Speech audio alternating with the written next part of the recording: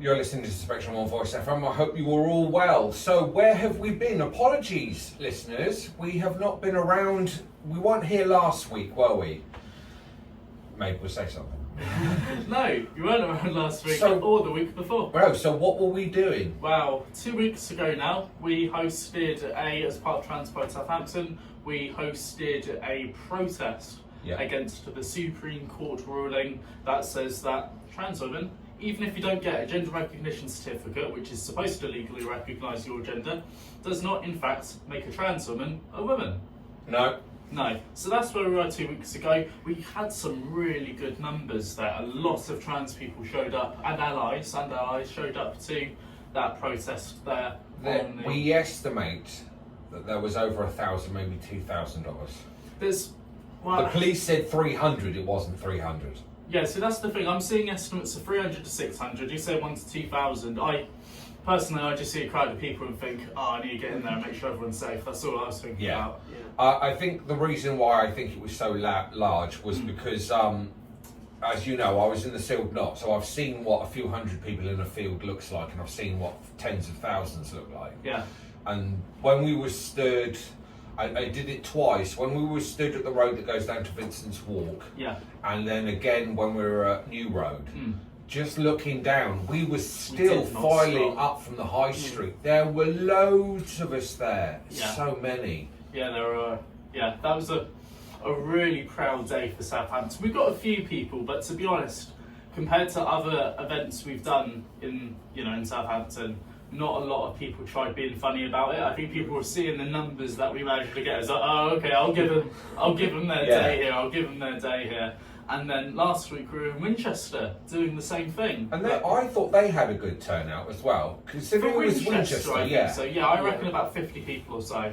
Yeah. And I think what I found was interesting was for both protests, more people turned out to show their support than they do at a normal Trans Pride. Yeah.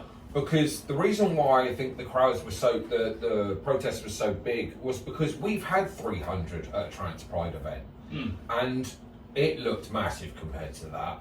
Yeah, it really did. Yeah, I think just with this Supreme Court ruling and what it means there with, again, trans women not being able to use women's spaces, and even trans men who obviously look like men would have to, as the counter to that, would have to use the women's toilets. It doesn't make anyone safer. It's just an attack on our community, and I think that has brought out a lot of people who otherwise, for maybe a pride that's just a general protest or a general celebration, I think it made a lot of people who would stay home for one of those come out and show their support with us. I think the other thing was, like you mentioned earlier, Mabel, the amount of allies. Yeah. So many allies. Yeah. Yeah, it was a good turnout. Estimated to be one of the largest protests Southampton has seen in decades. I'll take that. It really was. The only one I can think that comes close to it was back in 1990 during the first Gulf War when there was a protest. That was quite big. Okay. But the Trans Pride one we organised was way larger. It was just endless. The string was going on forever. When we were at New Road, I thought, this still goes down to the high street. Yeah. We also had to tell you guys at the front to stop so we could catch up. Try and slow down.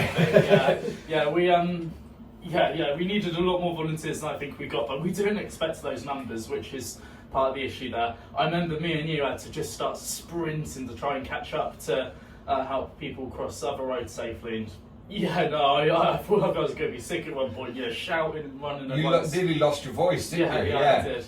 Yeah, one of the videos I shot of me, of the Pride protest, of the march coming up the road. My voice just kept on breaking at one point. It's like, trans rights! Yeah, you were like, Orla, get up to the front to stop the road. So on the camera that I've had to delete the footage because I can't show it.